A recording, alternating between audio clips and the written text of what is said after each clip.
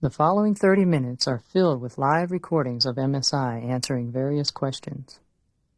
These were taken from the nightly meetings held at the Society for Ascension's Academy in the Smoky Mountains of North Carolina. The sound quality may be lower than the rest of the tape. We suggest listening to this portion in a quiet place with no distractions. Enjoy. It's not hard to do. Doesn't matter what the past has been.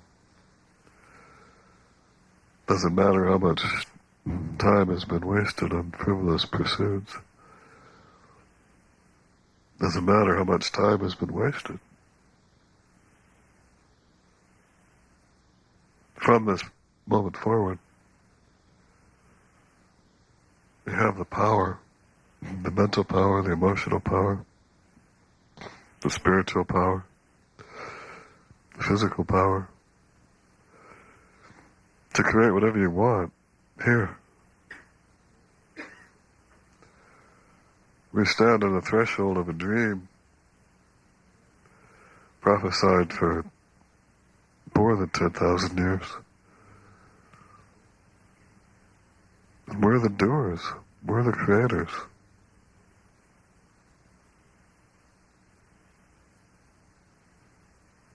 We have to assume our power. We have to take the incredible gift of the Ishayas to us, to use them, to use the gifts.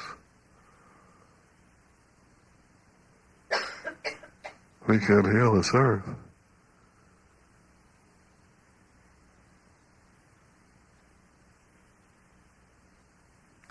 As each of you becomes more complete in yourself, I think you'll find that the natural discrimination between what you should actually be doing during the day will become completely clear. The world is going to be healed through enlightenment. But enlightenment doesn't just come from cycling. It doesn't just come from gathering up technique after technique. Enlightenment comes from using what you've got, taking the gifts you've already been given, and making them radiant, making them whole and holy in you. To take that ascending fire of consciousness and live it. To take that inspiring wave of purity and live it. To take that moving, expanding, ever-developing, flowing, ascendant one, and making your one reality, the one thing that moves you, the one thing that operates you, the one thing that inspires you.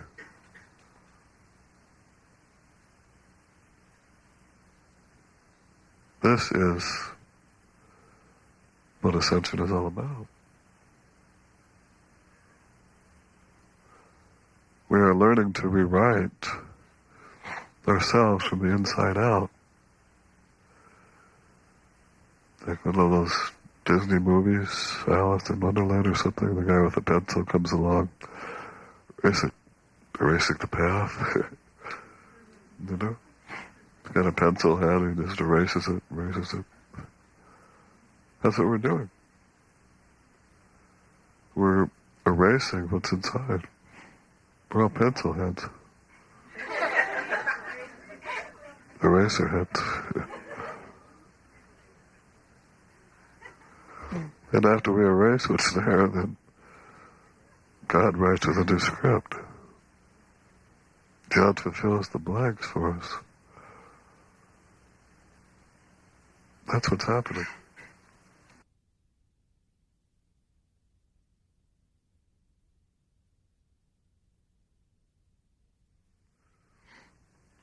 What was missing 2,000 years ago was the full manifestation of the feminine love energy. The Marys embodied quite a bit, the various Marys, but it wasn't complete. It wasn't whole, it wasn't entire. It was a largely loveless world 2,000 years ago. The quality of love was not considered important in any Western nation. Women were little more than property to be bought and sold, and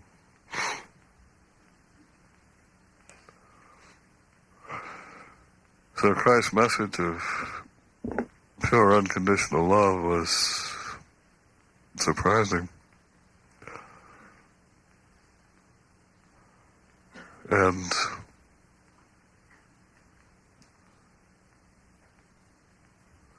met with the kind of response you would expect, given the state of consciousness of the people at the time, really.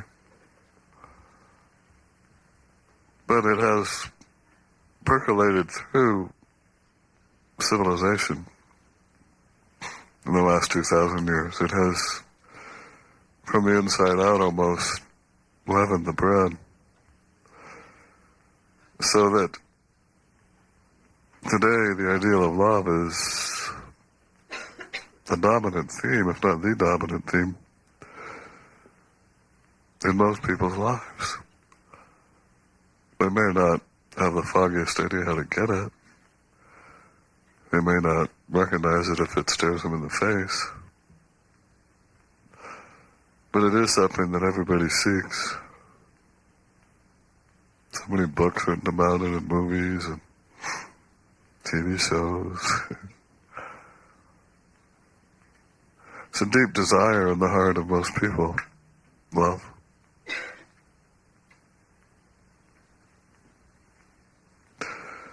The pure love of God. The love of God for humanity. The love of God for the human race, for everybody in the human race, for every single soul on the earth. This is the Ishaya energy. And that, you can't say has increased, because the love of God is always infinite. But its interfacing with the earth has been increasing steadily since at least the time of Christ, and is coming to a place now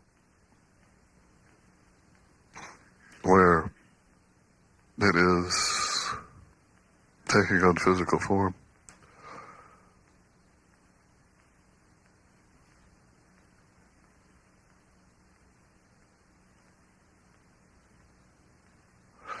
The Ishaya energy leads the soul to Christ, leads the soul to Isha. Ni means to lead. Ishaya means the energy that leads to Isha. So the love of God for humanity, when recognized by a human being, causes an automatic response in the human being that makes him desire to know God. And that's what's increasing. And increasing and increasing on the earth. The desire to know God. Not just as some abstract concept, but as a direct living experience.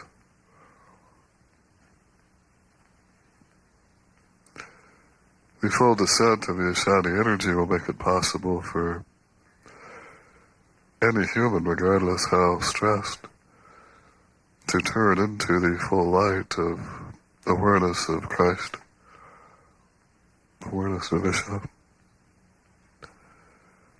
And from there, it's a small step, isn't it, to complete unity. So you could say it's the motive force or the inspirational energy that is leading the transition from perpetual consciousness to unity. Because as the Ishaya energy increases, exalted consciousness necessarily increases.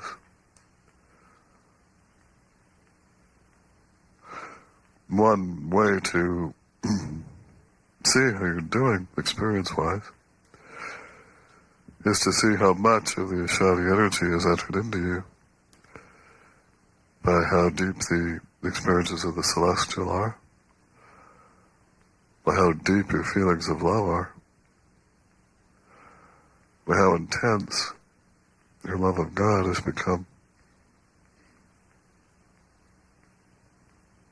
I think you'll find, as you innocently continue to ascend, that all of those naturally develop. And along with them, of course, then the recognition of God and the union with God necessarily follows. Ishaya leads the questing soul to Ishaya. The Ishaya energy leads the soul to God by increasing love, by increasing celestial perception, by increasing divine awareness, by increasing joy, gratitude, love, compassion. It's quite an inevitable process, and one that is continuing to accelerate day by day. Every day more spent cycling, every day spent more teaching, has the effect of increasing the Ishaya energy that much more on the earth. For all humans, you know? Not just as we teach, not just ourselves as we teach, but for all people. The effect of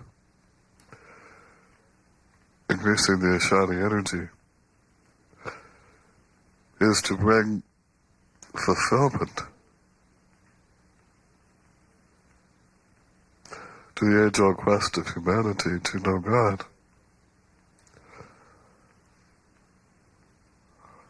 When Ishaya is fully present on the earth, every human will know God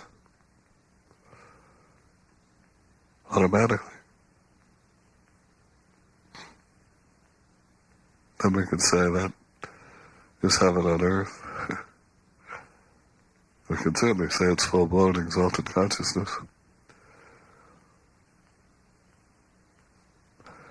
And when you know God clearly enough, you unite with God. So unity follows quickly on the experience of exalted consciousness entered through that path. It's a very beautiful thing, isn't it? And the fact that it's happening now so completely and fully is just a sign that the age-old prophecies are coming true. You know?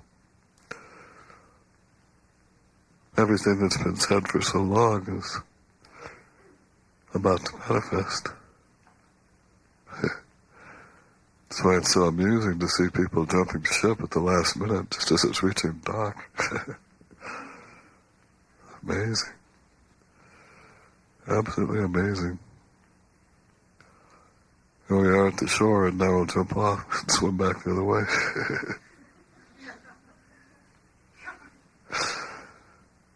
Must have been looking the wrong way the whole time. silly possible explanation.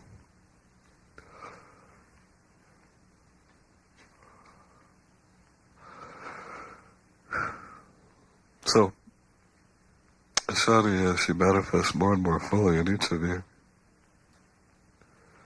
brings that full awareness of divinity to you. And with that full awareness of divinity comes exalted consciousness and unity automatically. So it's a great thing, eh?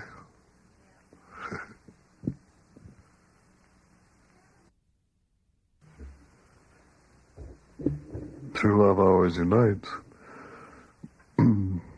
Takes opposites and puts them together. Takes the most unlikely characters and puts them together. And that union of opposites heals. It heals. Because it fills in the holes. Fills in the emptinesses. The ego tries to do that too, of course, but in a way that takes. True love, because it's based on giving always. Everything about it is giving. I exist to serve, I exist to serve. Fills in those holes in the personality automatically, which heals.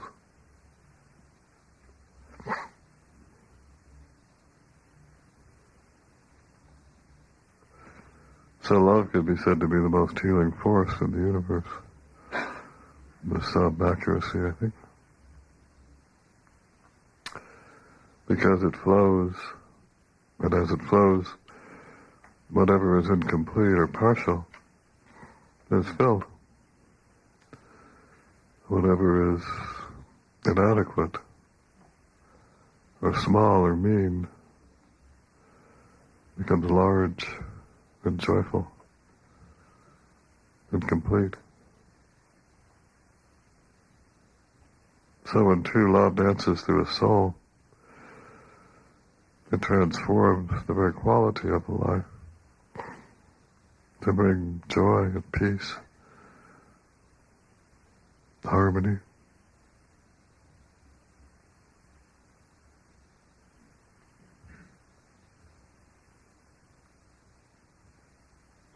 All right?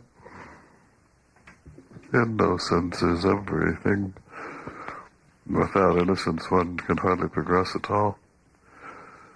With lack of innocence, one projects instead of experiences. Innocence is all vital, absolutely required for any sort of progress to be made. When one is truly innocent, then life begins to unfold quickly for one. When one is truly innocent, then life starts moving ahead very fast. Before then, it's a rough path because sometimes you're projecting, and sometimes you're not, you know. So learning to discriminate between projecting and non-projecting is an invaluable boon. Learning to be innocent is, it's everything. Everything. I just wrote that word.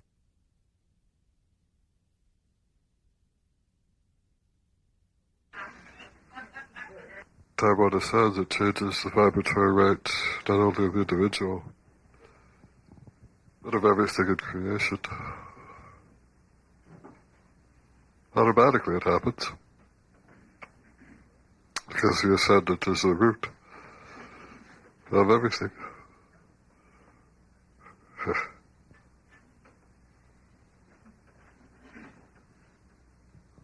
So you can't touch the ascendant without influencing absolutely everything else. That's how the world is going to be healed. We don't need all 6 billion people to ascend. We just need enough people in unity, enough people in Brahman. And they will influence everybody else.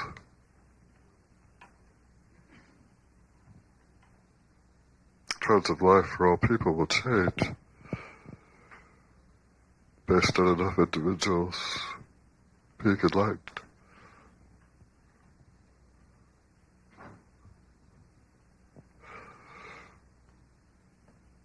Even before enlightenment, every time you ascend, you influence everything around you. Everything around you is enlivened with the qualities of the ascendant. We're filled with light. We're filled with joy. We're filled with peace. We're filled with clarity. We're filled with harmony. We're filled with understanding. But after one's ego is sufficiently out of the way that one can ascend clearly, the impact of that ascension increases dramatically.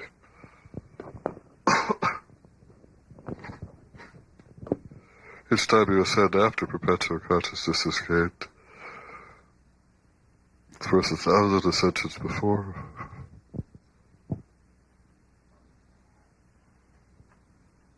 Each ascension in unity is worth 1,000 in perpetual consciousness. Or more. It's not so much your power is increasing, it's that the blocks to your innate power are decreasing. You already have infinite power. You have infinite wisdom, you have infinite light, infinite joy. But you're blocking it. Everyone's blocking it. When the blocking goes away, the innate reality comes out. It reveals the truth of what is. So that's how it works, eh? It's so simple, it's just the simplest little shift in the brain, you know? Instead of being in charge, you're no longer in charge. When you're no longer in charge, you find you get everything you ever wanted. Might be a little transition period, perhaps, but...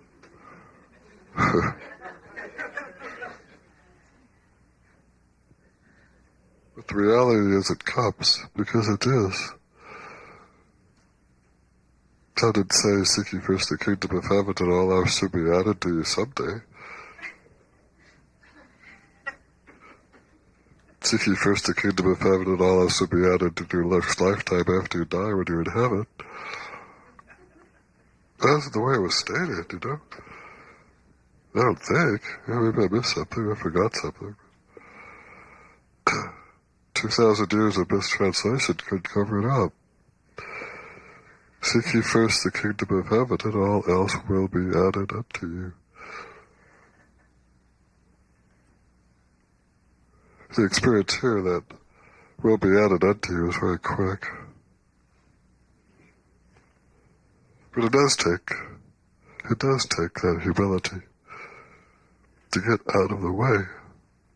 To say to your ego, you haven't served me very well. I want to try something new. I want to try to be selfless. I want to try living for others. Living for myself has got me god-awful nowhere. I was living for myself pretty well in Iowa back in the mid-'80s. Building nice houses, selling lots of land, nice family, writing books, you know, it was just dog heaven. Fortunately, God said, you jerk, you're wasting your life. Go out and heal the world. Go find something worthwhile to do. What could be more worthwhile than having this nice house and raising my family and going to the domes twice a day every day and being a real good person, you know? But God said, well, there's 6 billion people in the world suffering and dying. you might appreciate a little bit of what you got. So God did me the great favor of taking everything away. Poof, gone. A few months, everything erased. Most painful experience of my life. Also the best thing that ever happened to me. Absolutely best. Because once the slate was cleaned, the Ishayas could say, hey, alright, fine. Welcome home, bro.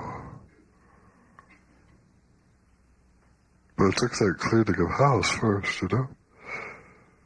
It took that sweeping of the temple and driving the money changers out of the temple in order to use the thing for which it was designed to be used. You can't pray to God if you're changing money in the temple. You know? There's X amount of time in the day. There's X amount of space in your brain, in your heart, for your activities, for your thoughts, for your feelings. That's all there is. There's only so much. If you fill it with trivia, if you fill it with idols, if you fill it with money changing, where's the room for God? There is none.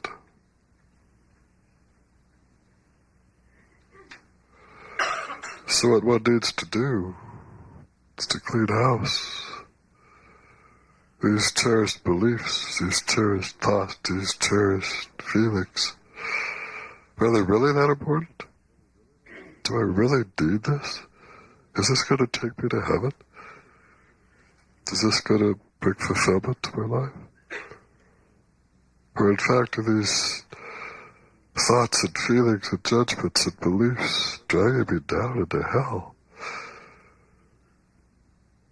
Which is it?